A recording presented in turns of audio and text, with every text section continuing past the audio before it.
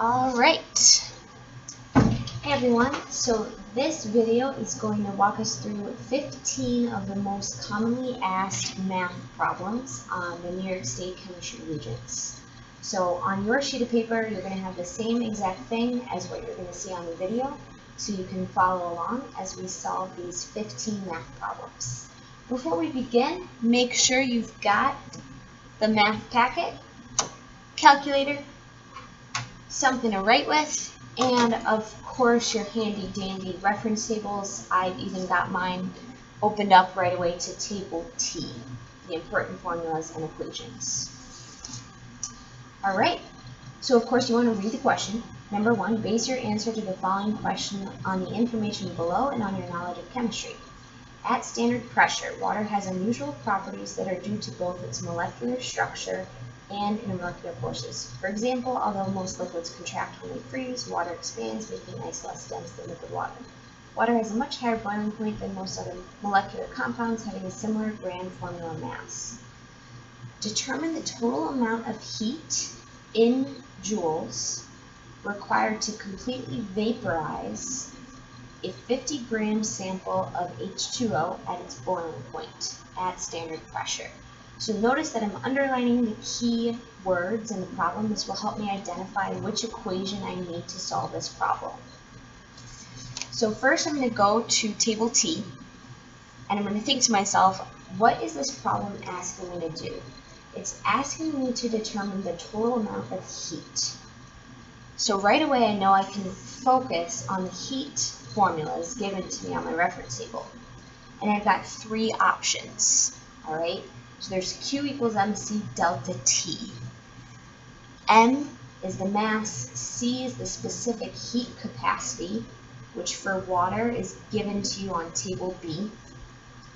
And then delta T is the change in temperature. Well, in this problem, there isn't a change in temperature. This change is happening at the boiling point of water, which is 100 degrees Celsius. So temperature is not changing, so I know I don't have to use this equation. Q equals MHF. So Q is heat, M is mass, and then HF is defined as the heat of fusion. This can also be found on table B for water. Heat of fusion is used when you're melting, or the opposite of melting, freezing, a sample of water. That's not going on here. We're vaporizing water. So now I can look at my last equation, Q equals MHV, and I know that must be the right choice. So here's what I want you to do. Start by just writing the equation that you need. And then we'll just plug and chug. So Q is heat, that's what we're solving for. M is mass, that was given to me as 50 grams. And then the heat of vaporization for water is on the front of your reference tables. Heat of vaporization, 2,260 joules per gram. And then the last thing to do is just plug it in your calculator. 50 times 60. So 113,000 joules, don't forget your units, is the answer.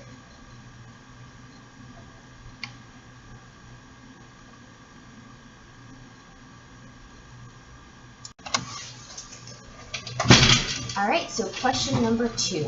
You might want to just pause the video and read the question on your own, and then you can click play when you're ready to solve. Alright, so hopefully you've read through this problem and you realize that we are trying to determine the volume of this gas sample at STP. So whenever you're dealing with gases, and specifically pressure, volume, and temperature, and you're trying to find one of those 3 variables, you're going to check out reference table T, and there's only one formula for you to use, and that's the combined gas law. So this is the relationship between the pressure, volume, and temperature of a gas before and after it's undergone some changes in its environment. So the first step is always going to be to write down your equation. All right, notice that some of the variables are already given to you, which they should be. It starts at 1 atm, has a volume of 2.5 liters, and at a temperature of 298 Kelvin. We're trying to figure out the volume of the gas at STP. So let me start defining those variables. Volume of the gas at STP, well, that's my unknown. That's what I'm solving for. So what's my new temperature and pressure? That wasn't given to me, right? Wrong. It is given to me, just indirectly. STP, you're going to check out Table A. Standard temperature and pressure. That's what STP stands for. All right, so my standard pressure is given to me in kilopascals and atmospheres. For this problem, it's going to make sense to keep it in atmospheres because that's what I was given. So the pressure is actually not changing. It's still just 1 atm. The temperature, however, at STP is 273 Kelvin. You always use Kelvin for gas law problems. So now that I've defined my variables, I can plug into my equation, just being careful that everything goes in the right spot.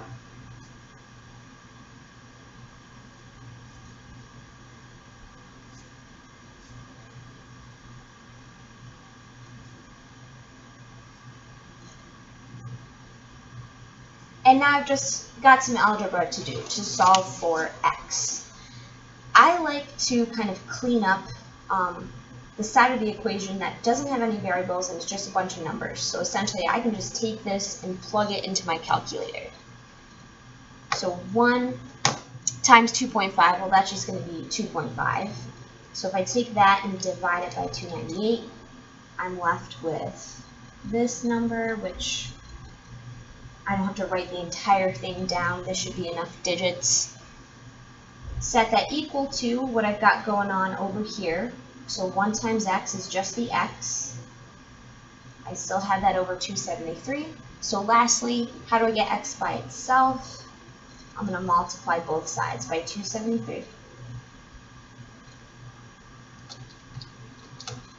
So my final answer, we'll round to the nearest tenth here, so 2.3, and I got to squeeze in my units. So what am I solving for here? I'm solving for volume.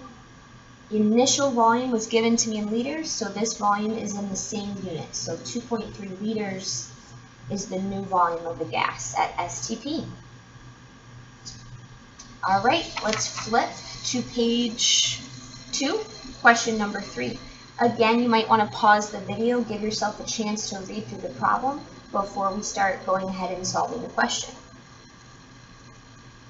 All right, so hopefully you've read the problem and you've recognized that we need to just show a numerical setup here for calculating what? The mass of carbon dioxide in the 100 gram sample of air that was taken in 1980. So in the table here, I'm focusing on the concentration of air at 1980. Concentration of carbon dioxide in the air. So 338.7, well, that's just a number. I need to figure out what units that's in, right? That's given to me in parts per million. So that's your clue about which equation you need to use for this problem. You need to use a parts per million equation. Where do you find that? Well, parts per million is a unit of concentration. It can be used to express how much solute is dissolved in a solution. So air is a solution. It's got different gases dissolved in it. So following with the theme here, we're going to write down the equation that we need. So this is directly off of table T. I'm just going to shorten parts per million to ppm. That's equal to the mass of the solute over the mass of the solution. But that's not it. You have to times this by 1 million, hence the name parts per million. When you're showing a correct numerical setup for the Regents exam, you don't have to solve. All you have to do is make sure your variables are plugged into the correct location, all right? So parts per million, that was given to you. In 1980, the parts per million was 338.7. I'm going to set that equal to what I've got going up here, so the mass of the solute. Well, in this case, the solute is that carbon dioxide, and we don't know the mass of the carbon dioxide. So that's going to be our unknown, that's our x. Set that over the mass of the solution. So the 100 gram sample of air was the solution. So 100 gets plugged in down here. And then lastly, I just show that times 1 million.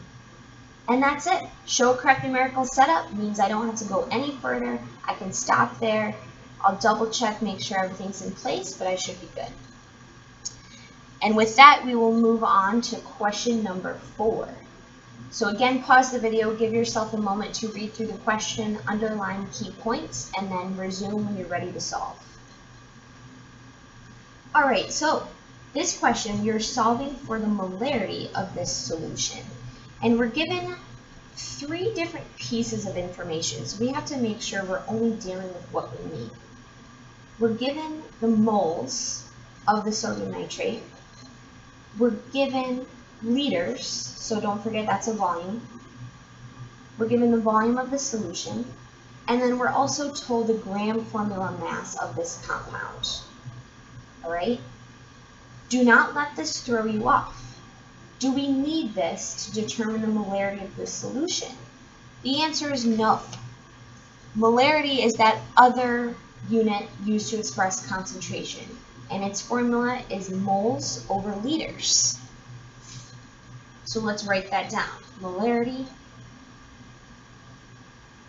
is moles over liters. So in this problem, it's just plug and chug. Don't let this throw you off. You don't need it. I'm just plugging in the moles, which was given to me, over the liters. All right, so 1.4 divided by 2. 0.7 units of molarity. So you could just keep this as moles per liter, or you could replace that with a capital M.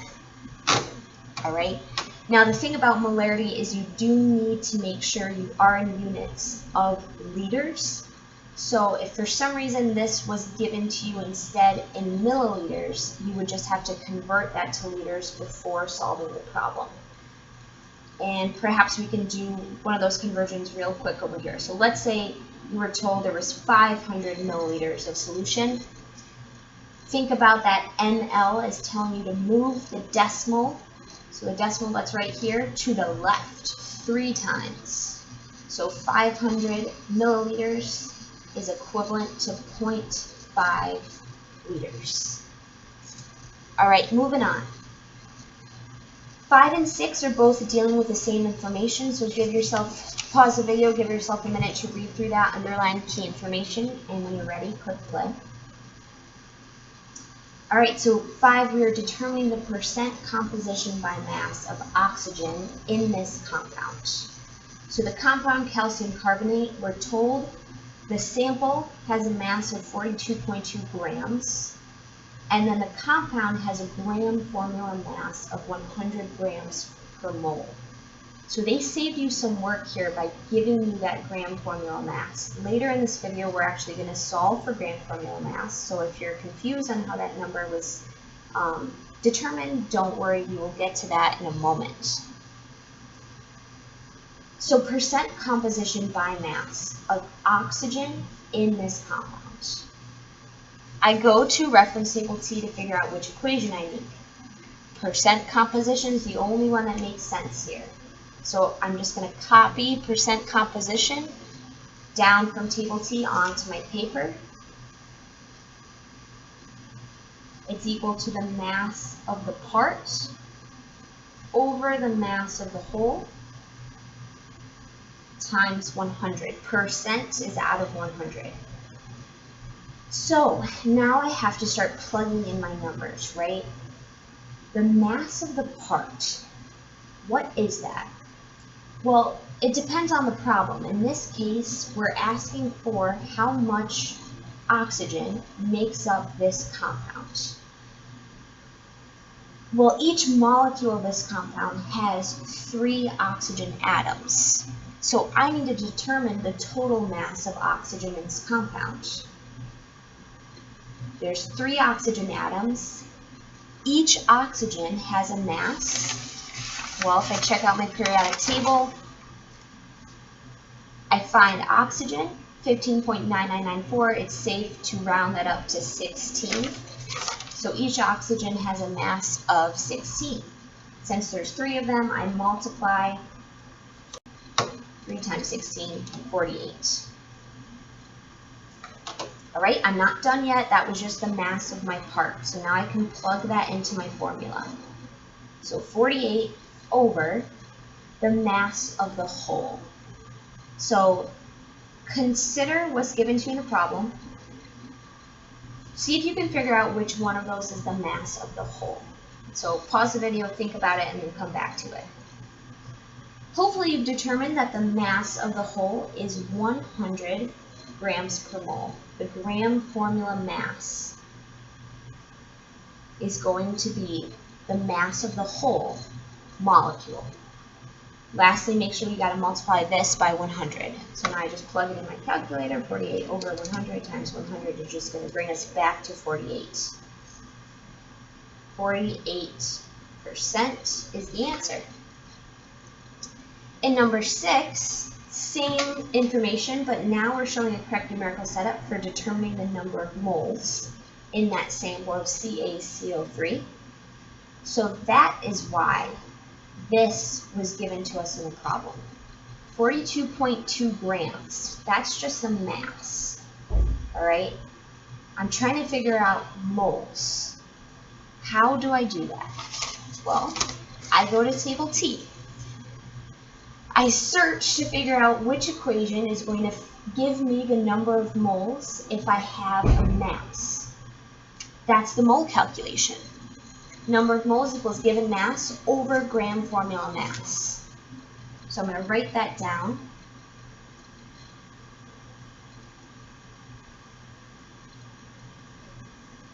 I'm just going to abbreviate some things. And we're just showing a correct numerical setup, so all I need to do is plug in my numbers. I don't have to solve for anything. So the mass, that was the 42.2 grams. And then the gram formula mass was given to me as 100. And that's it. I'm done. Show a correct numerical setup for number of moles. There it is. All right, so moving on. Again, give yourself a minute to read through the information for questions 7 and 8. Pause the video, come back to it when you're ready to solve. Number 7, determining the number of moles of SN produced when 4 moles of H2 is completely consumed.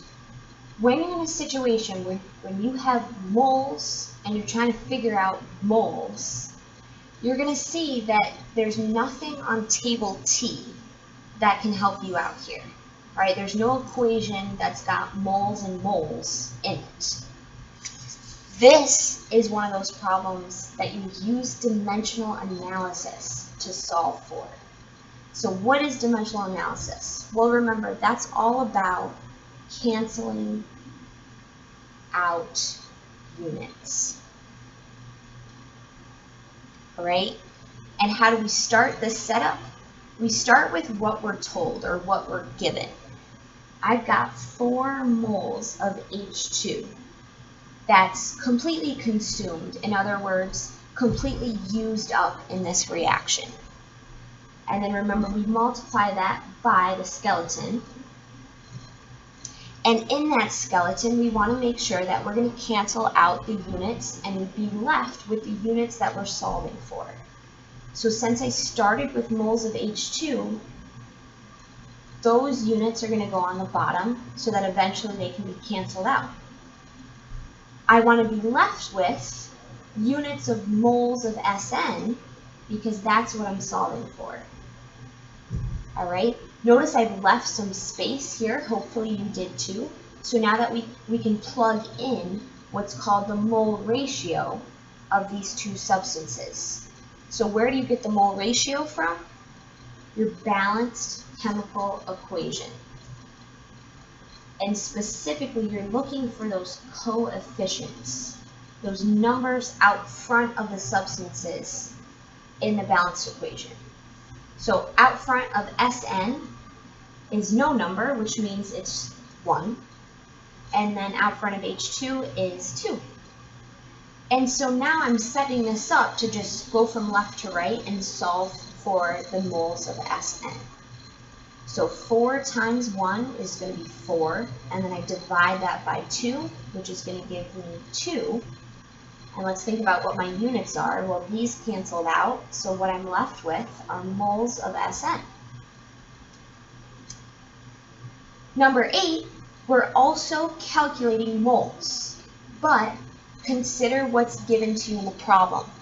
Now we're given, or I guess we're retold because it was given to us up here, but it points out the fact that now we're trying to figure out the specific number of moles in the 3-gram sample. So this is actually similar to what we did in number 6, calculating the number of moles. So what I want you to do is pause the video and see if you can determine the correct numerical setup, and then when you're ready to check your answers, you can resume the video.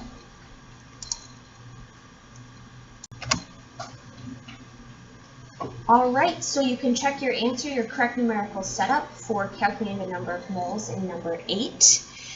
Hopefully you recognize that the gram formula mass was actually just given to you, so you could save yourself some time. You don't have to go through your periodic table to figure this out. It was given to you directly in the problem. Alright, in number 9, again, give yourself a moment to read through the question. So pause the video, and when you're ready to move on to the setup, resume. Okay, so what are we solving for here? We're solving for the amount of heat released by the bracelet as it is cooled on the desk. So when you read through the problem, hopefully you notice that here, when the bracelet is placed on the desk at home, it's cooled from 33 degrees to 19 degrees Celsius. And this copper bracelet, or it's made up of copper, and notice that you're given the specific heat capacity of copper as 0.385. Alright, so how do we go about solving this? Calculating heat. I go to table T, I got 3 options.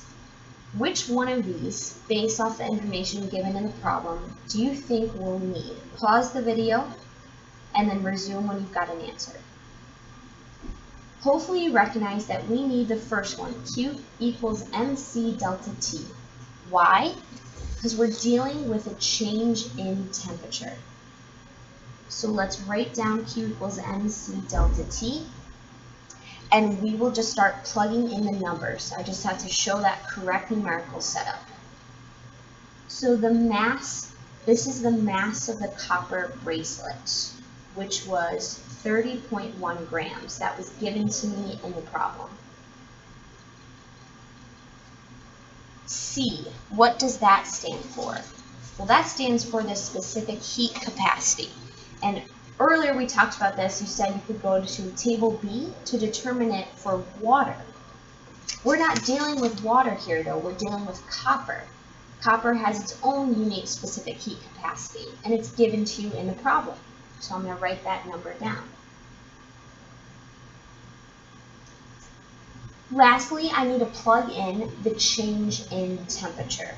So the bracelet started at 33 degrees Celsius and it dropped to 19 degrees Celsius.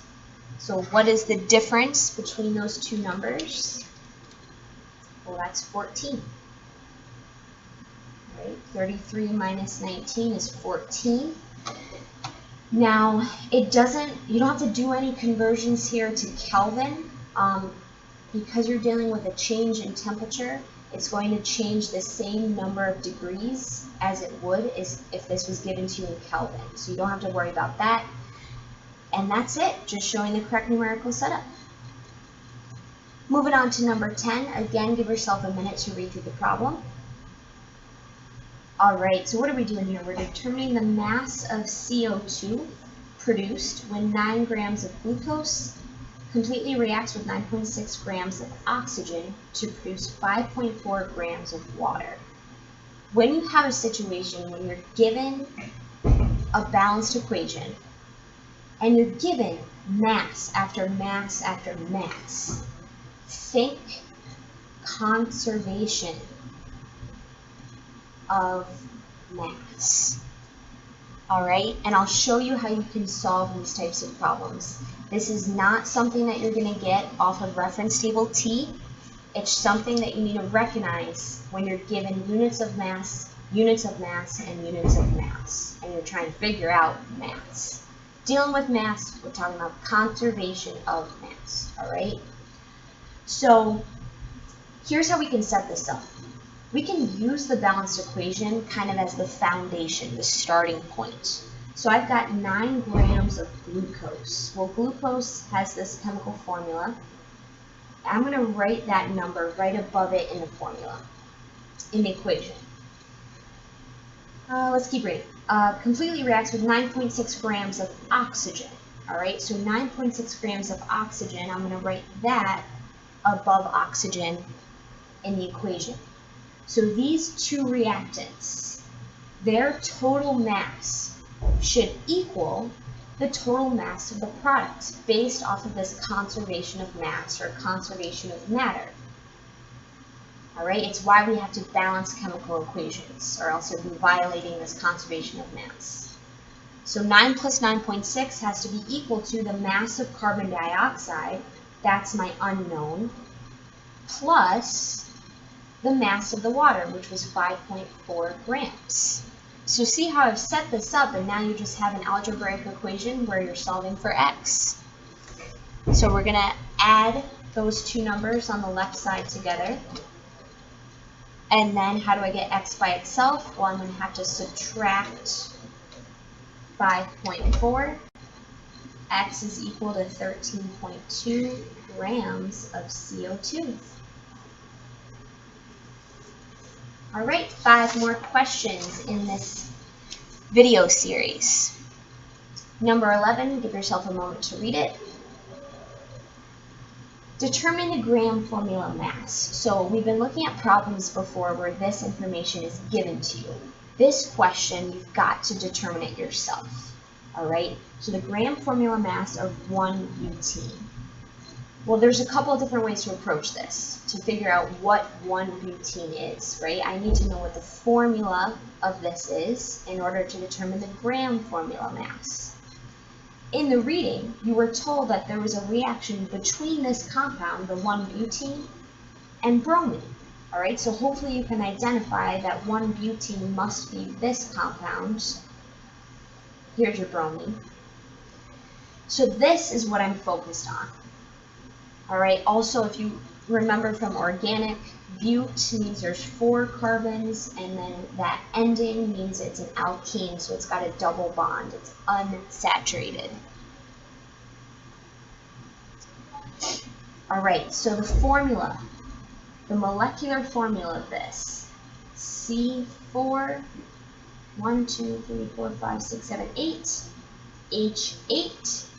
Notice that matches up with the general homologous series, the general formula for an alkene. It should be the number of carbons is doubled to determine the number of hydrogens. So just a little review there.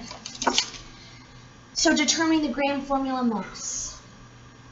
Well, this is when you break it down by each atom. There's 4 carbon atoms, and each carbon atom has a mass of, I go to my periodic table, I can round that just to 12. So each carbon has a mass of 12, and each hydrogen, there's 8 of them, each has a mass of 1. 4 times 12 is 48. 8 times 1 is 8. Just going to add those together. 56. And then the units are grams per mole. And that's how you solve for gram formula mass. That's going to be an important thing to recognize. You may have to do it not just in a free response, but in a multiple choice question. You may have to solve for this. Number 12. Please give yourself a moment to read through the question. Alright, so we are solving, or just showing a correct numerical setup for calculating the atomic mass of antimony. I just realized there's a typo in this. It's antimony. So how do we go about doing this? Well, the atomic mass of antimony. You may be thinking, why do I have to show a correct numerical setup if I can just go to my reference table and find antimony, which symbol is SB. Let me pause. Oh, there it is. Okay. So antimony is given to me right here, and it's got an atomic mass of 121.76. So can I just put that as my answer and just say I use the periodic table? No, you can't. You need to know, you are responsible for knowing where that number comes from. So you have to keep in mind these elements can exist in different forms, and those different forms are called isotopes. Isotopes are atoms of the same element, alright? So these are all antimony.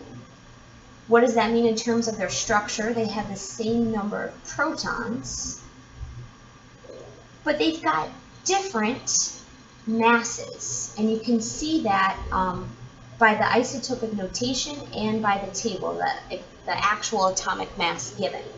So they've got different masses. Where does that different mass come from? It can't come from the protons. They have to be the same number if it's the same element. So the other subatomic particle responsible for the mass of an atom is the neutron. So they've got different numbers of neutrons in their nucleus. So these different forms of antimony exist in varying amounts in the atmosphere, all right? Or sorry, I should say in the mineral. So there's 57% of all the antimony is this Sb121, and then 43% is Sb123. So to determine the atomic mass of antimony, I have to take a weighted average of all of these naturally occurring isotopes. So how do I do that? Well, I have to figure out what percent of this mass of this specific isotope would be if there was only 57%.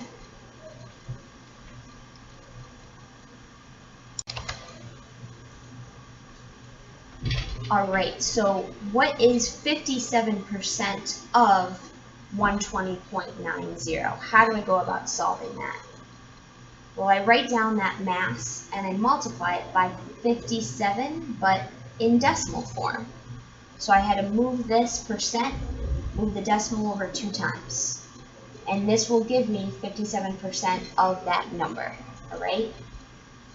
I would stop there if there was only one isotope, but there's not. I have to add that same exact process for the next isotope. So 43% of 122.9 would look like this. And there it is. That's the correct numerical setup for calculating the atomic mass. If you were actually had to go through and solve, you would just multiply first and then add those numbers together, and you would see that it does in fact match up with what you see on the periodic table. So this is the process of how those numbers were determined. Alright, number 13. Read through the problem, pause the video, and resume when you're ready to solve. Determining the molarity of acetic acid. I go to reference table T, and a lot of times students just want to use this. They want to use the equation that says molarity right in it, but look at what's given to you in the problem.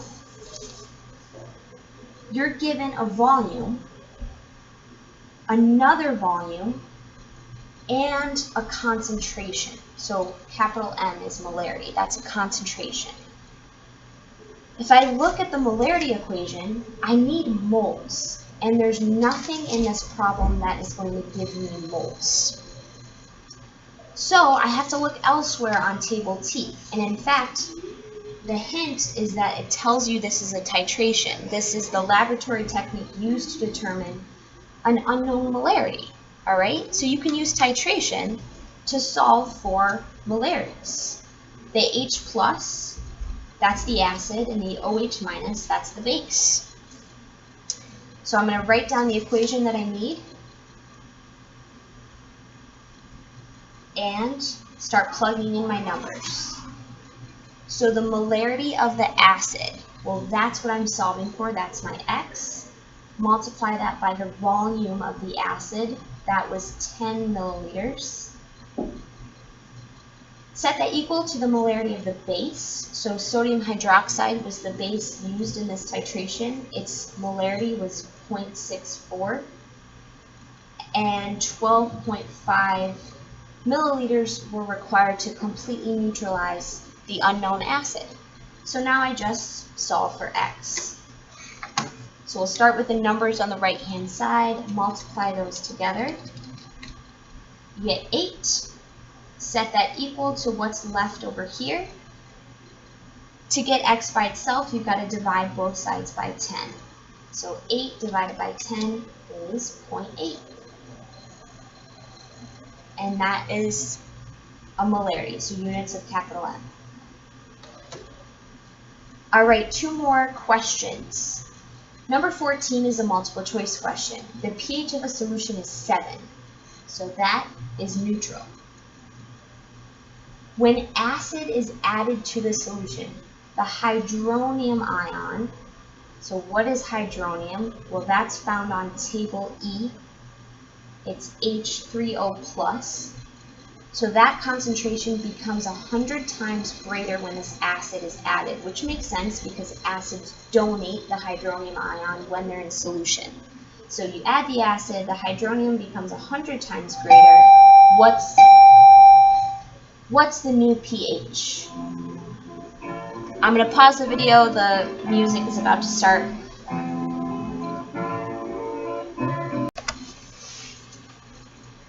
Alright, we are back in action. Hope you enjoyed that morning song and the announcements. Alright, so what do we got going on here? We're trying to figure out the pH of the solution once you add this acid. Well, it's multiple choice, so help yourself out. A pH of 9 and a pH of 14. Those are both above the neutral pH, so these would both be basic pHs. If I add an acid, it's not going to have a basic pH, right? So let's cross those out. So how do I distinguish between a pH of 5 and a pH of 1? Well, that all depends on this information here. The hydronium ion concentration becomes 100 times greater. And you have to keep in mind, every unit on the pH scale, so we'll just show the acidic side. Every unit down the pH scale, every jump down, your hydronium ion concentration becomes 10 times greater. All right, that's the relationship between pH and hydronium ion concentration. So if the hydronium is becoming 100 times greater, that's implying there's been 2 jumps, because 10 times 10 gets you to 100. So if I started at 7 and it jumped down twice, I'm left with pH of 5. So make sure you understand that relationship between pH and hydronium ion concentration. The last question here, give yourself a minute to read through it. Come back when you're ready to solve. Alright, so we're determining the amount of energy released when 1 mole of sulfur trioxide is produced. So this balanced chemical equation shows the production of sulfur trioxide, SO3. The energy that's released is given for this balanced chemical equation. And this balanced chemical equation shows 2 moles of sulfur trioxide being produced. So when 2 moles are produced, this much energy is released. All right, so maybe let's clarify that down here. 2 moles, this much energy is released. So what am I trying to find out? I'm trying to figure out the amount of energy released when only 1 mole of sulfur trioxide is produced. So think about that relationship. To go from 2 to 1, what happened? You divided by 2. So to figure out the amount of energy released or produced when only 1 mole, I just take the number here and divide that by 2 as well. So 394 in my calculator divided by 2 gets me 197. That is my answer. Thank you for watching. I hope this was helpful. These were the 15 most commonly asked math questions on the New York State Regents. So you can use this packet, you can use this video to study for sure. And there are additional practice problems in your packet as well that you can continue working on if there is time left in class.